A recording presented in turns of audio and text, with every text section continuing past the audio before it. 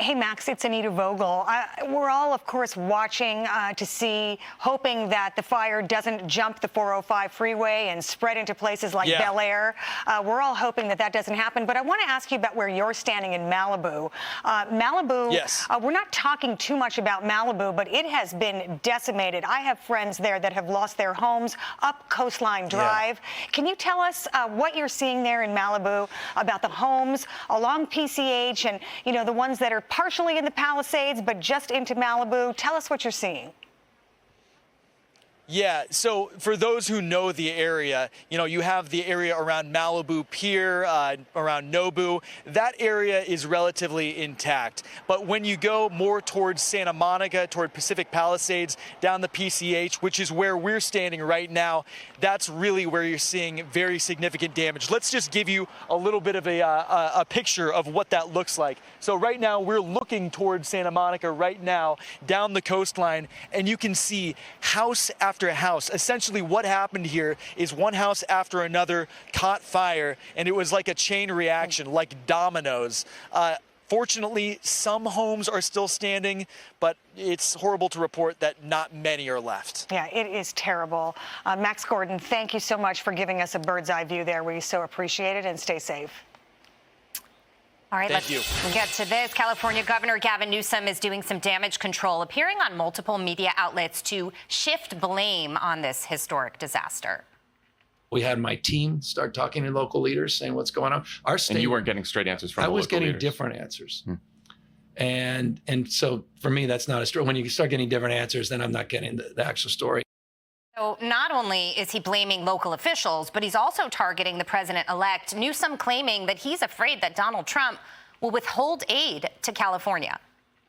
Are you worried that he might actually do that? Well, I mean, he's done it, but that's his style. And you know, we take it seriously to the extent that in the past, it's taken a little bit more time. I've been pretty expressive about that in the context of someone threatening our first responders in terms of supporting the immediacy of their needs. And the far-left media is helping him spread this narrative, but watch how local officials are fighting back.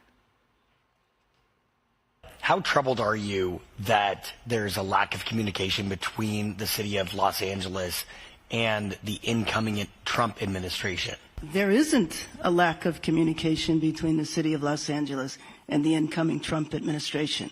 I have spoken with representatives of the incoming administration. What, if any, concern is there about animosity from the incoming Trump administration toward California and its efforts to fight this fire? And that's Mayor Bass, that's directly to you. Actually, I'm not worried about that. Is it not disturbing that nearly a week after what could ultimately be the worst disaster in the state's history, that no one in leadership at the county, local, and seemingly the governor's level has had a conversation with the incoming president? Well, given the fact that the administration is being put together, I don't necessarily agree with you on that. Okay, so there's a lot of different layers here. But Guy, you have looked into some of the things that Newsom has specifically said. Yeah. We'll get to the Trump stuff in a minute. And when you fact check it, he's talking out of both sides of his mouth, and it doesn't add up. Yeah, shocking, right? So this man is clearly prioritizing political PR over seemingly anything else, running off to some of these, you know, left-wing podcasts and everything, putting out fact checks himself. So Fox News, our organization, tweeted yesterday that Newsom had cut the fire budget by about $100 million just months before these fires happened. Newsom, the governor, retweeted that, called it a ridiculous lie, and said he was going to serve these folks the facts. Well, let me just quote to you from Newsweek.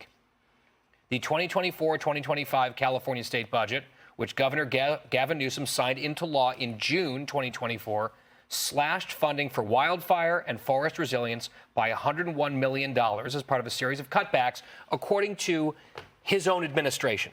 So I would love it if this man prioritized competence and actually had the foresight to put in place good policies that may have mitigated these issues. But now that this nightmare has been playing out and he and other officials in the state of California are getting flack from various critics, he's out there pushing back, calling the critics liars when, in fact, the critics, at least in this case that I just brought you, are using specific, correct facts. It just seems like a waste of his time. And then you've got the Trump layer, Jason. Already, rather than focusing on what they need to do, they're trying to attack him. It's amazing. And then you've got some people saying, no, we're talking to him. Others are saying, no, we're not. We don't know what to say to the American people who want answers and the residents of the state. You see the left-wing media in play, specifically going after and making allegations that none of the leaders there at the table are saying are actually happening. You can't possibly blame Donald Trump. He's the one that foreshadowed that if you don't make changes to the flow of water, if you don't mitigate the underbrush, the fuel that pushes these fires forward, then you're going to have problems. And guess what they did? And you know what? President Trump is going to do the right thing. He's going to help all Americans. But you're not just going to get a blank check, Gavin Newsom. Right. You didn't deal with your money that you had before. You're going to have do some things to actually solve the problem. That's what Donald Trump's all about. Some accountability, but actually solving the problem.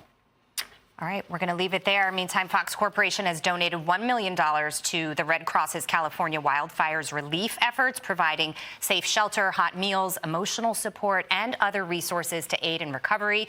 You can donate to the American Red Cross at go.fox/Red Cross, or you can scan the QR code on your screen. Hey, Sean Hannity here. Hey, click here to subscribe to Fox News YouTube page and catch our hottest interviews and most compelling analysis. You will not get it anywhere else.